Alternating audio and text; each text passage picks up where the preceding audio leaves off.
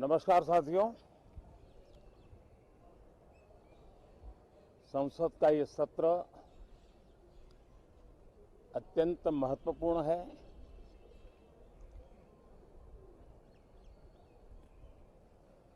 देश आजादी के अमृत महोत्सव मना रहा है। हिंदुस्तान में चारों दिशाओं में से इस आजादी के अमृत महोत्सव के निमित्त रचनात्मक, सकारात्मक, जनहित के लिए, राष्ट्रहित के लिए सामान्य नागरिक अनेक कार्यक्रम कर रहे हैं, कदम उठा रहे हैं और आजादी के दीवानों ने जो सपने देखे थे उन सपनों को पूरा करने के लिए सामान्य नागरिक भी इस देश का अपना कोई न कोई दायित्व निभाने का प्रयास कर रहा है। ये खबरें ये अपने आप में भारत के उज्जवल भविष्य के लिए शुभ संकेत है। कल हमने देखा है, पिछले दिनों संविधान दिवस भी नए संकल्प के साथ संविधान के स्पिरिट को चरितार्थ करने के लिए हर किसी के दायित्व के संबंध में पूरे देश ने एक संकल्प किया है। इन सब के परिप्रेक्ष्य में हम चाहेंगे, देश भी चाहेगा, देश का हर सामान्य नागरिक चाहेगा कि भारत का संसद का ये सत्र और आगे आने वाले भी सत्र आजादी के दीवानों की जो भावनाएं थी, जो स्पिरिट था, आजादी के अमृत महोत्सव का जो स्पिरिट है, उस स्पिरिट के अनुकूल संसद भी देश हित में चर्चाएं करे, देश की प्रगति के लिए रास्ते खोजे, देश की प्रगति के लिए नए उपाय खोजे और इसके लिए ये सत्र बहुत ही विचारों की समृद्धि वाला, दूरगामी प्रभाव पैदा करने वाले सकारात्मक निर्णयों वाला बने। मैं आशा करता हूं कि भविष्य में संसद को कैसा चलाया,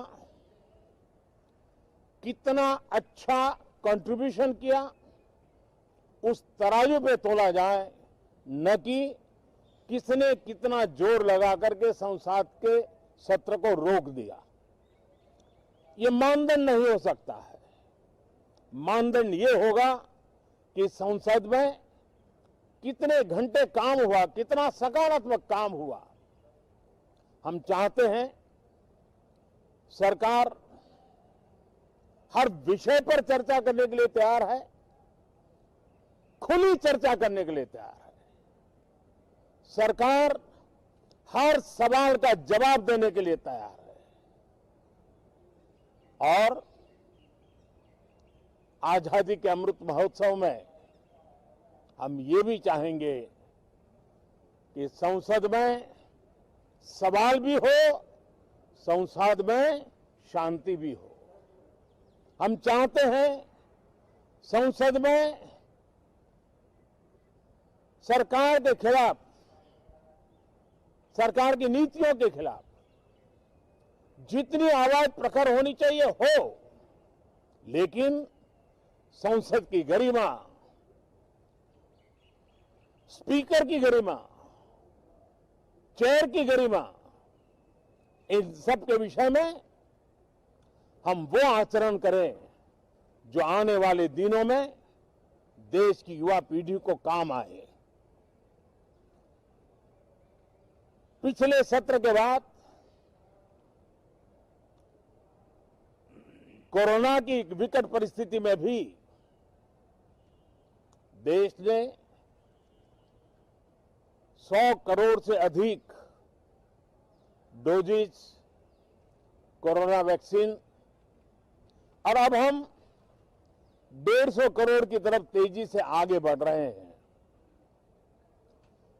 नए वेरिएंट की खबरें भी हमें और सतर्क करती हैं और सजग करती हैं। मैं संसद के सभी साथियों को भी सतर्क रहने के लिए प्रार्थना करता हूं। आप सभी साथियों को भी सतर्क रहने के लिए प्रार्थना करता हूं, क्योंकि आप सबका उत्तम स्वास्थ्य, देशवासियों का उत्तम स्वास्थ्य ऐसी संकट की घड़ी में हमारी प्राथमिकता है। देश के 80 करोड़ से अधिक नागरिकों को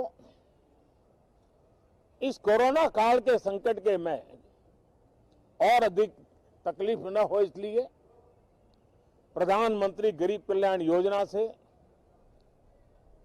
अनाज मुफ्त में देने की योजना चल रही है।